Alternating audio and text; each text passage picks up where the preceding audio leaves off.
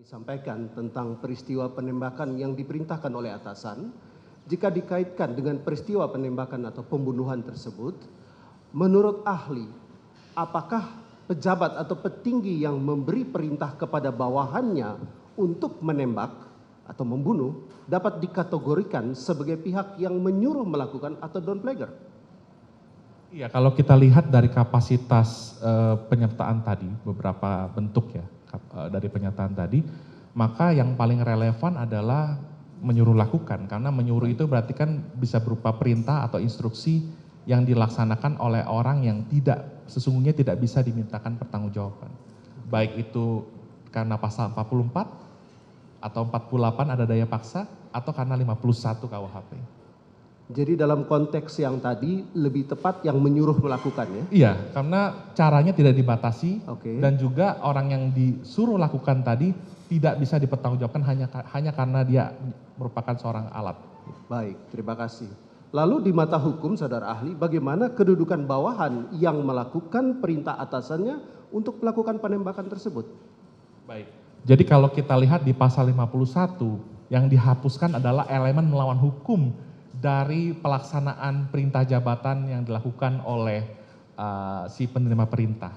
Tetapi dalam pasal 55, dalam kaitannya dengan penyertaan dan perluasan pertanggungjawaban pidana, orang yang disuruh lakukan itu sesungguhnya tidak memiliki kesalahan, tidak memiliki kesengajaan, tidak memiliki kehendak untuk melakukan suatu perbuatan pidana. Baik, terima kasih saudara ahli. Jika demikian, kalau si bawahan itu hanya sebagai alat, pertanyaan kami, apakah dia tidak dapat dituntut pertanggungjawaban pidana, atau apakah ia dapat dibebaskan dari pertanggungjawaban pidana? Apakah ahli bisa menyampaikan asas atau dasar hukum terkait hal tersebut? Iya, karena yang disuruh ini tidak dapat dipertanggungjawabkan dan tidak ada kesalahan di dalamnya, maka mohon izin majelis menggunakan bahasa Latin, Qui mandat ipse fecisse videtur. Siapa yang memerintah dianggap telah melakukannya sendiri. Baik, saudara ahli, kami ingin memperdalam hal ini. Mohon saudara ahli menjelaskan tentang kategori orang yang terlibat dalam sebuah tindak pidana, namun hanya berperan sebagai alat yang dipergunakan saja.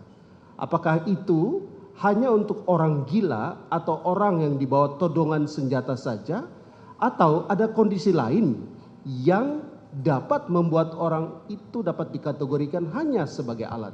Mohon penjelasan saudara. Iya, dengan singkat saja karena tadi saya sudah jelaskan di awal, pasal 44 itu adalah anturkening vatsbarhet karena keadaan jiwanya dalam pertumbuhannya itu terganggu atau terganggu karena penyakit.